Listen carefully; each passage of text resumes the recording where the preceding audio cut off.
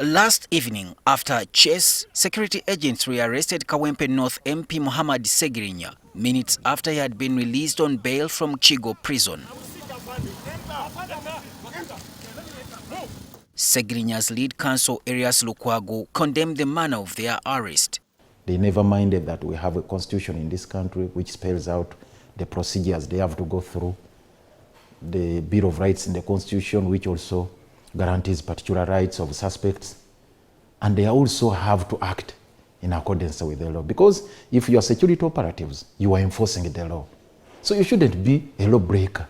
Therefore, I would appeal in equal measure to the security measures to really, during the arrest, to accord them, like you're saying, to properly arrest them, especially if someone has not resisted arrest, but also to call upon the members of parliament or the leaders at all levels to really desist from anything that may pull them into such ugly scenarios. In a new twist of circumstances, the two MPs are expected in court tomorrow in Masaka for mention of the charges against them. But Lukwago is worried of how the matter will be handled. Because these people are supposed to report back to the Chief Magistrate for mention of this matter tomorrow, the 29th. So that is also a court order. The court will be seated in Masaka waiting for them. Although Lukwago claims he is not aware of Ssegirinya's whereabouts, the army spokesperson, Brigadier Flavia Byekwaso, says she knows where they are. Because we don't know where he is.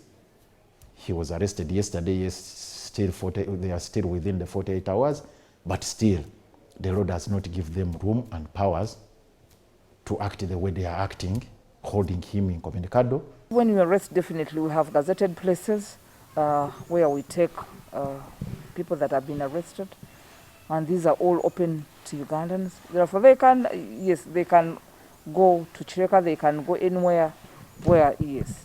For Lukwago, the army had options to pursue without having to rearrest his clients.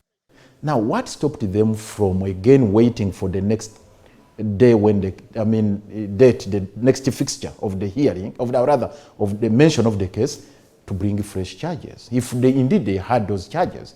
But you know, when these people were arrested, investigations continued going on. And during these investigations, they've picked fresh evidence incriminating them in other areas other than the Masaka incidents. He wants Parliament to come out on the matter. The Speaker of Parliament should come out on these matters, because you are essentially custodians of the law under Article 79 of the Constitution. The Speaker of Parliament, and indeed the entire institution of Parliament, they are vanguards of rule of law and constitutionalism in the country.